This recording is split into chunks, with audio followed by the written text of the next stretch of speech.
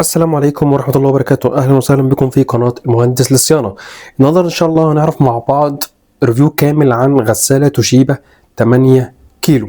تمام، ده شكل الغسالة كده. تمام، وهنعرف كل حاجة بالتفصيل. طبعا احنا في الأول لازم نعرف إن الغسالة دي بصراحة غسالة محترمة جدا. بتنظف الغسيل كويس جدا، وهنعرف إزاي نظبطها. أحلى ظبطة فيها، كل حاجة فيها بالتفصيل. في الاول احنا هنشرح الزرار زرار كده وهنعرف ازاي نشغلها. طبعا ده زرار الاون، ده اللي بنشغل منه. تمام كده. وده زرار الاوف، ده اللي بنفصل منه الغسالة. يبقى ده زرار الاون وده زرار الاوف. ده زرار الستارت او الهولد، يعني انا اول ما بعد بتك اون واظبط اي ظبطة او اي عملية للغسالة، عايز اشغل الغسالة التكة ستارت تسحب مع ميه. تمام. او لو انا مشغل اي عمليه وعايز اعمل لها عمليه هولد مثلا، تعليق زي ما حضراتكم شايفين ما طفتش، انا عامل لها عمليه هولد كده، بحيث ان لو ما فيش ميه، لو الميه قطعه ولا حاجه، او عايز اوقف الغساله لحد ما اعمل حاجه وارجع لها تاني، انا ممكن اعمل عمليه هولد على اخر وضع انت حضرتك كنت مشغله عليه. تمام. عايز اطفي بزرار الاوف يفصل لي كل الخطوات اللي انا عاملها قبل كده.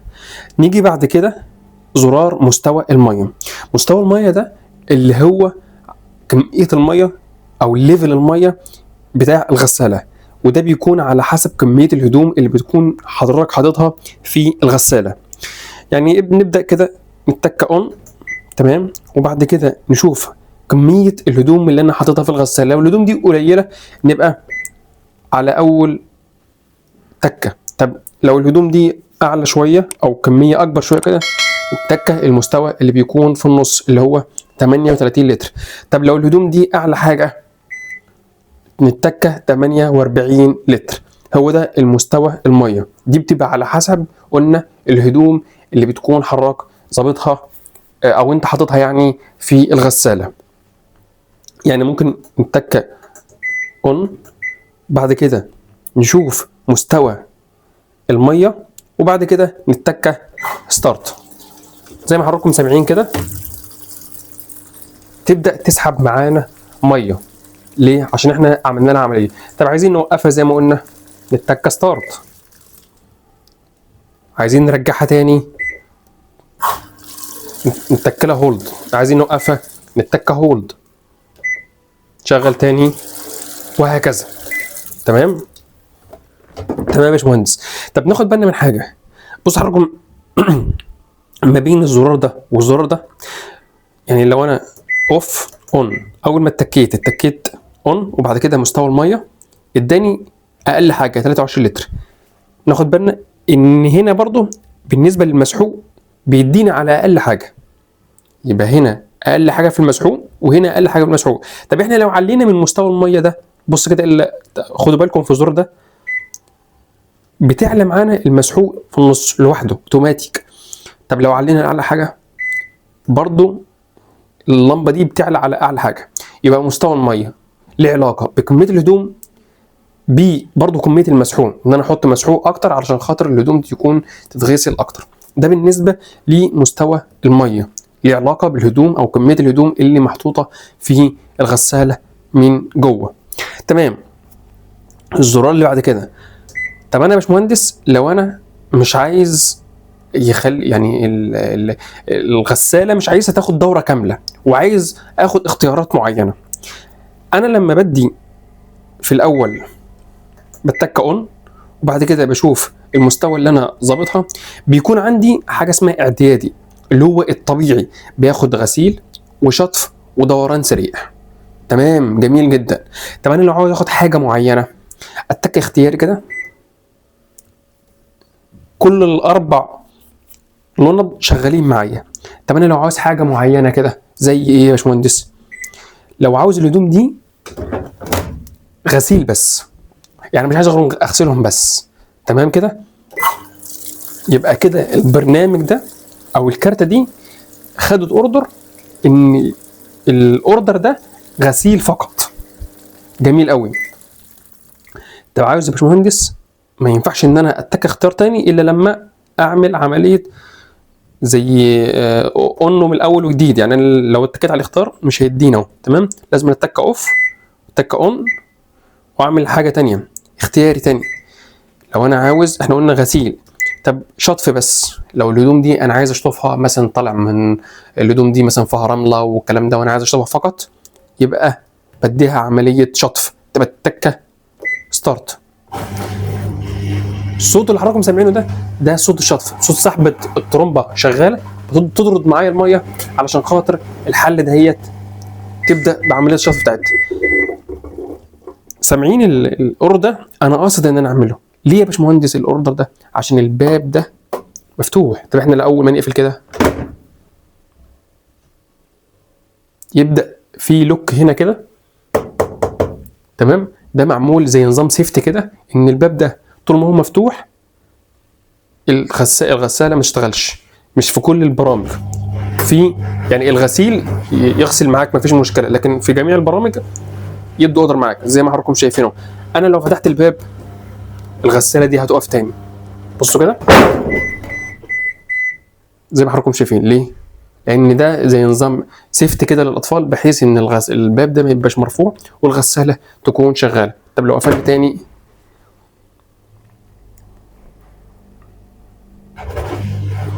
زي ما حضراتكم شايفين اللوك اشتغل معانا تمام ورجع للطبيعي بتاعه، والغساله اشتغلت معانا تمام. الكلام ده لو انا شطفي.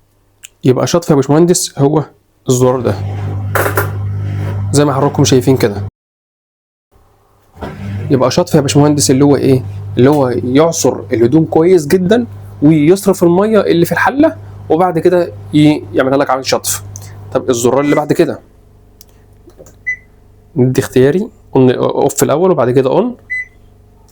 قلنا غسيل اول حاجه، شطف زي ما حضراتكم شفتوا. نيجي بعد كده شطف وفائق الشطف. الشطف ده زي ما احنا قلنا قبل كده. طب فائق الشطف ده اللي هو يعني يملى الحله تاني ميه وبعد كده يديها كمان عصر، يعني اكنه بيعصر الحاجه مرتين او الهدوم مرتين. طب انا لو عاوز اعمل دوران سريع، اللي هو انا عندي هدوم مبلوله بس وانا عايز ايه؟ انشفها سريع سريع كده، ساعتها الحله هتشتغل معايا بسرعه جدا. يعني بصوا حضراتكم كده، نبدا ستارت. اي عمليه اتكه هنا تديني ستارت على طول، يعني اي عمليه اتكه بيها تديني ستارت على طول.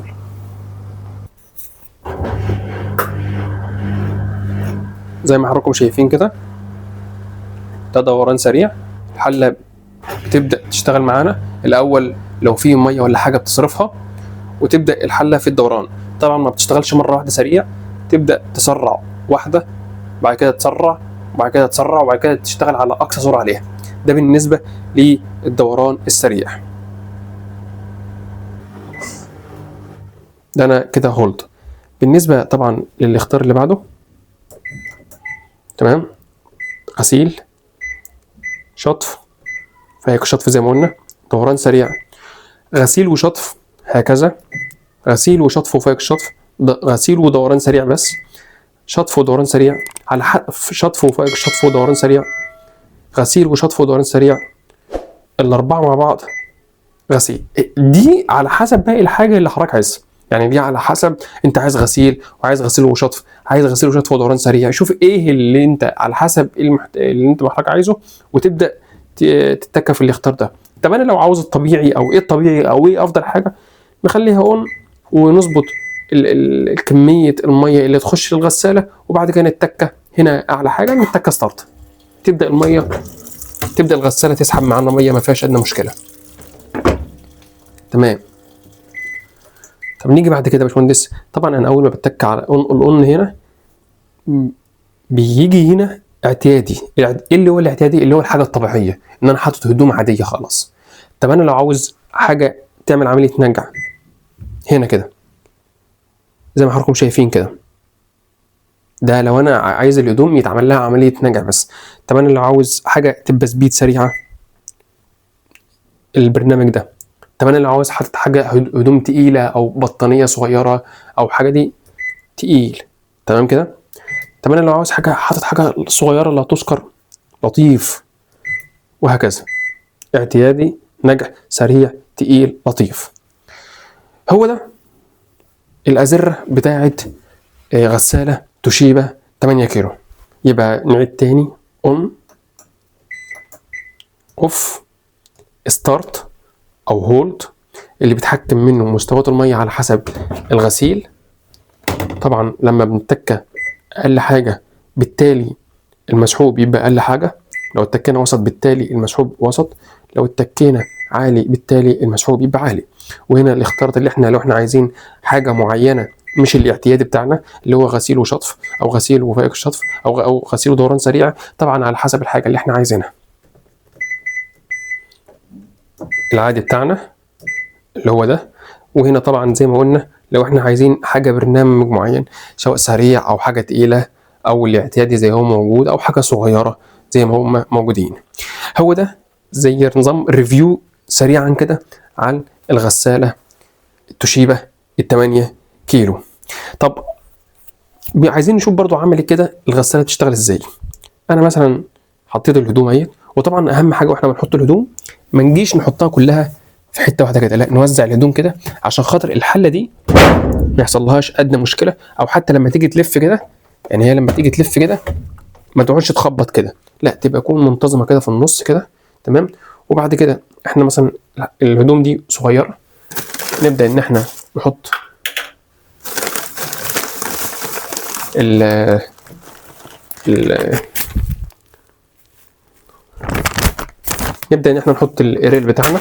تمام. اي نوع مش هتفرق. تمام. حطينا البرسيل بتاعنا، وبعد كده نبدا ان احنا نشغل الغساله بتاعتنا. بص حضراتكم انها بتبدا تسحب الميه. تسحب الميه طبعا هنا لازم يكون في مثلا سخن وبارد، احنا مشغلينه على البارد بس. تمام. الميه بتبدا تسحب لحد ما في ليفل هنا يحس الليفل، يكون في هنا ليفل. الليفل ده اول ما يحس ان الميه وصلت للمستوى ده يبدا يفصل وتبدا عمليه الغسيل. نسيبوها تغسل مع بعضها كده، تسيبوها تملى مع بعض كده ونرجع تاني.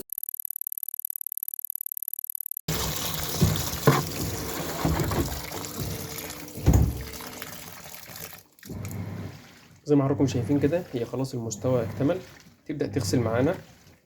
تمام. الحله دي بتلف يمين وشمال كده، ده في مرحله الغسيل. تمام.